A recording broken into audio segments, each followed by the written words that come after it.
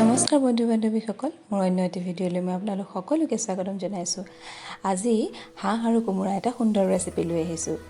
আৰু হাঁহটো যিহেতু বিশ্বকৰ্মা পূজাৰ দিনাখনেই অনা হৈছিল আৰু সেইদিনাখন মঙলবাৰ হোৱাৰ বাবে আমি নাখালোঁ, পিছদিনাখন খাইছোঁ। আৰু এয়া হাঁহটো আমি ওচৰৰ দাদা এজনকে মাৰিবলৈ দিছিলোঁ, কাটিব বাচিবলৈ। তেওঁ গোটেইখিনি কৰি মেলি দিলে। এয়া ধুনীয়াকৈ হাঁহটো মাৰি এতিয়া জুইত অলপ সময় গেছত পুৰি লৈছে।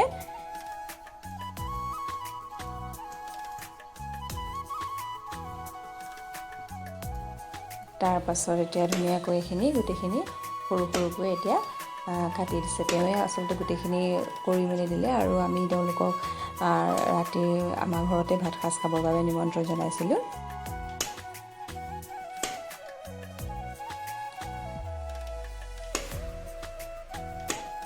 এয়া হাঁহটো অৱশ্যে তেওঁলোকৰ অফিচৰ হাজবেণ্ডৰ অফিচৰ চিকৰি এজনে দিছিলে। বৰ ডাঙৰো নহয়, কিন্তু এনেই কয় ন হাঁহ আহিন মাহত হাঁহ খাবলৈ ভাল বুলি, সেইবাবে আনিলে। আৰু এয়া আমি এটা প্ৰথমতে মাংসখিনিৰ ওপৰত মই এতিয়া মছলাখিনি দি নিমখ হালধি তেল এনেকৈ দি মেৰিনেট কৰি ৰাখিলোঁ।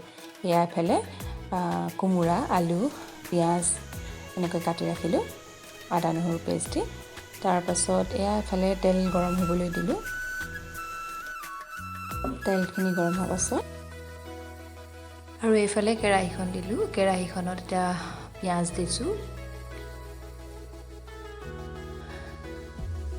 এয়া পিঁয়াজখিনি অলপ সময় ৰঙচুৱা হোৱালৈকে ভাজিলোঁ।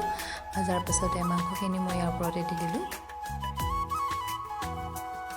আৰু এনেকৈ মাংসখিনি অলপ সময় এনেকৈ মই ভাজি লওঁ, যাতে মাংসৰ তেলটো সোমাই যায়। তাৰপিছত এয়া মই এতিয়া আদা নহৰু পেষ্টখিনি ইয়াৰ ওপৰতে দি দিছোঁ। আকৌ এনেকৈ অলপ সময় লৰাই লোৱাৰ পাছত মই এতিয়া সেয়া কোমোৰা আলু এইখিনি গোটেইখিনি এনেকৈ দি দিলোঁ। সকলোৱে জানেই অৱশ্যে এনেকৈ বনাব লাগে, কিন্তু এনেই আৰু মইনো কেনেকৈ বনাইছোঁ তাকে দেখুৱালোঁ। তাৰপাছতে মই এইখিনি অলপ সময় এনেকৈ লৰাই লোৱাৰ পাছত কেনেকুৱা হ'ব খাবলৈ? দেখিছিলে কালাৰটো ইমান ধুনীয়া হৈছে দেখিবলৈ।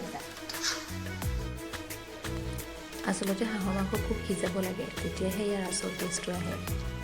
তাৰপিছত তেনেকৈ সিজাই লৈ মই অলপ গৰম পানী দি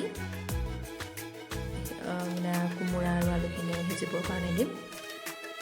তাৰপিছত মাজে সময়ে অলপ সময় লৰাই দিছোঁ। তাৰপিছত এনেকৈ উতলাৰ পিছত ঢাকনা মাৰি 10 মিনিটমান সিজাৰ পাছত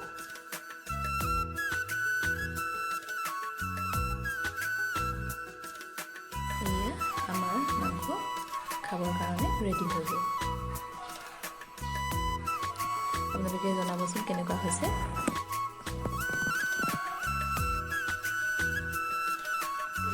আৰু এয়া আমি সকলোৱে একেলগে খাবলৈ বহিলোঁ।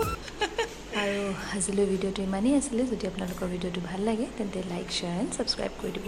আজিলৈ আহিছোঁ।